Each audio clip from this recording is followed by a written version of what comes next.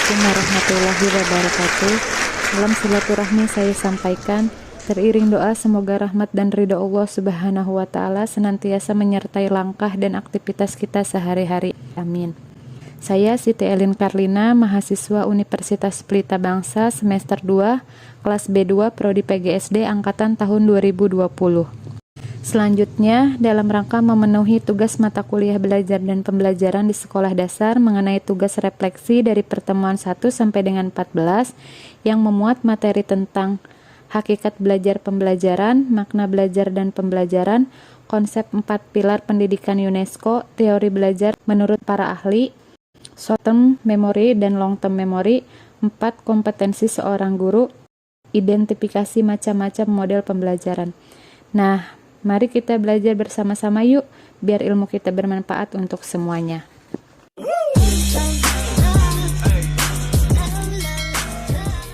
Yang pertama itu adalah hakikat belajar dan pembelajaran. Pengertian belajar secara singkat adalah adanya perubahan perilaku yang relatif tetap sebagai hasil adanya pengalaman. Pada dasarnya, belajar merupakan tahapan perubahan perilaku siswa yang relatif positif dan mantap sebagai hasil interaksi dengan lingkungan yang melibatkan proses kognitif. Dengan kata lain, belajar merupakan kegiatan berproses yang terdiri dari beberapa tahap. Tahapan dalam belajar tergantung pada fase-fase belajar, yaitu tahapan perolehan informasi, tahapan penyimpanan informasi, dan tahapan pendekatan kembali informasi. Pada hakikatnya, belajar adalah suatu proses kejiwaan yang terjadi dalam diri individu. Apabila proses belajar berjalan dengan baik, maka hasil belajar yang didapat pun akan baik pula. Dengan kata lain, belajar adalah suatu proses yang berlangsung di dalam diri seseorang yang mengubah tingkah lakunya, baik tingkah laku dalam berpikir, bersikap, dan berbuat. Sedangkan, pembelajaran juga dapat diartikan sebagai usaha sadar pendidik untuk membantu peserta didik agar mereka dapat belajar sesuai dengan kebutuhan dan minatnya. Pembelajaran pada hakikatnya adalah proses interaksi antara peserta didik dengan lingkungan sehingga terjadi perubahan perilaku ke arah yang lebih baik. Selanjutnya, makna belajar dan pembelajaran. Belajar dan pembelajaran merupakan dua hal yang tidak dapat dipisahkan satu sama lain. Pembelajaran mengacu pada segala kegiatan yang dirancang untuk mendukung proses belajar yang ditandai dengan adanya perubahan perilaku individu yang sesuai tujuan pembelajaran. Atau dengan kata lain, pembelajaran merupakan proses yang diiringi belajar untuk mencapai tujuan pendidikan. Proses pembelajaran ini harus diorganisasikan dengan baik agar dapat menumbuhkan proses belajar yang baik dan mencapai hasil belajar yang optimal. Misalnya, dengan memberikan suatu kesan pada proses belajar yang dilalui.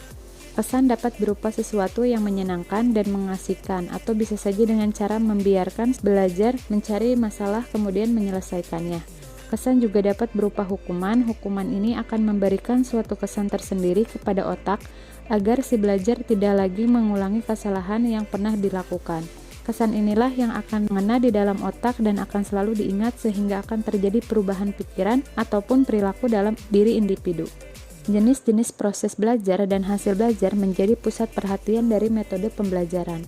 Metode-metode pembelajaran yang sekarang terus berkembang sebenarnya merupakan usaha untuk meningkatkan kualitas pendidikan pada umumnya dan kualitas belajar pada khususnya.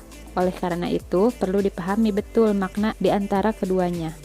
Pengertian 4 pilar pendidikan menurut UNESCO. 4 pilar tersebut ialah: yang pertama, learning to know, belajar untuk mengetahui.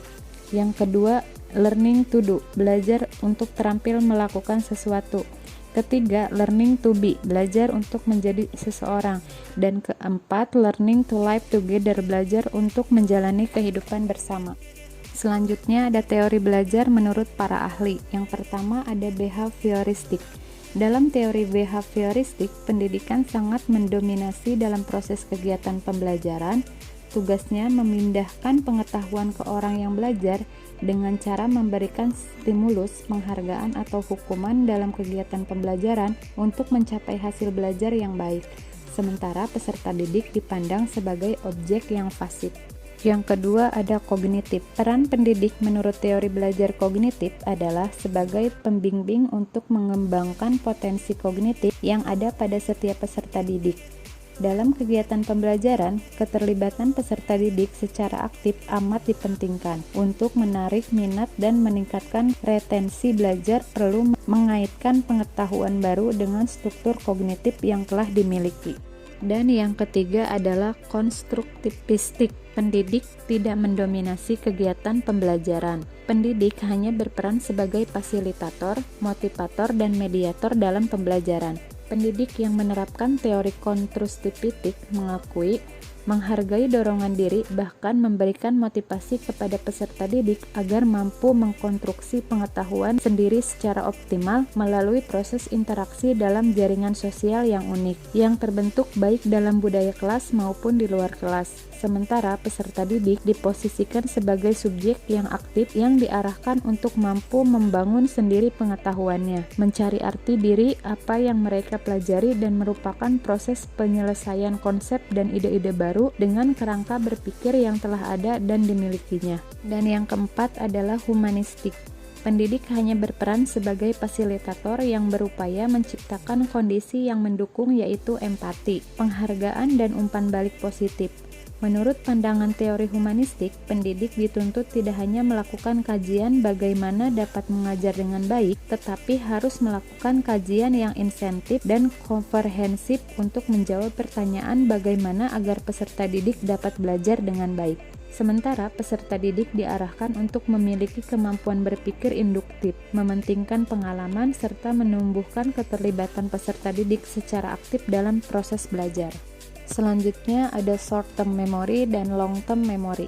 Short term memory atau memori jangka pendek yang juga dikenal sebagai memori premier atau aktif adalah informasi yang sedang kita sadari atau pikirkan. Memori jangka pendek bersifat sangat singkat, dan ketika kenangan jangka pendek tidak dilatih atau dipelihara secara aktif, maka hanya akan bertambah beberapa detik. Memori jangka pendek juga mempunyai sifat terbatas. Pada umumnya, memori jangka pendek dapat mempertahankan kurang lebih 2-7 item.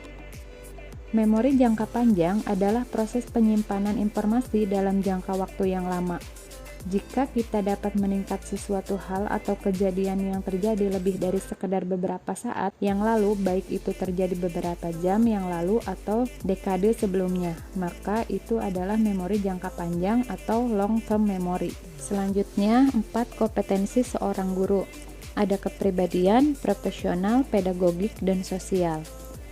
Kepribadian, kompetensi kepribadian berkaitan dengan karakter personal. Ada indikator yang mencerminkan kepribadian positif seorang guru, yaitu supel, sabar, disiplin, jujur, rendah hati, berwibawa, santun, empati, ikhlas, berakhlak mulia, bertindak sesuai norma sosial dan hukum.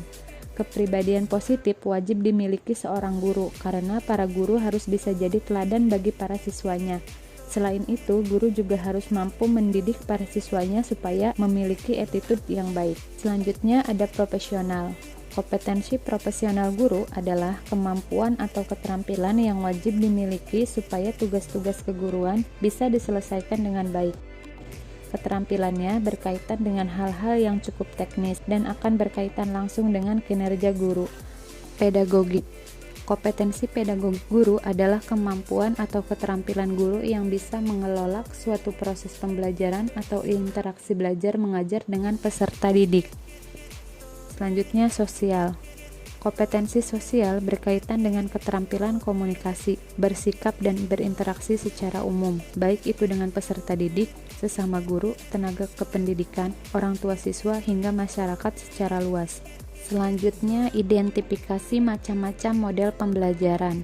Ada 6 macam-macam model pembelajaran yang penting diketahui. Yang pertama, ada model pembelajaran langsung. Pembelajaran langsung adalah salah satu macam-macam model pembelajaran. Model ini bisa diidentifikasikan sebagai model pembelajaran di mana guru mentransformasikan informasi atau keterampilan secara langsung pada peserta didik. Yang kedua, ada model pembelajaran pendidikan matematika Realistik Indonesia atau PMRI. Pendidikan Matematika Realistik Indonesia merupakan salah satu dari sekian banyak macam-macam model pembelajaran yang menitik beratkan suatu pendekatan pembelajaran matematika yang mengungkapkan pengalaman dan kejadian dekat dengan siswa sebagai sarana untuk memahamkan persoalan matematika.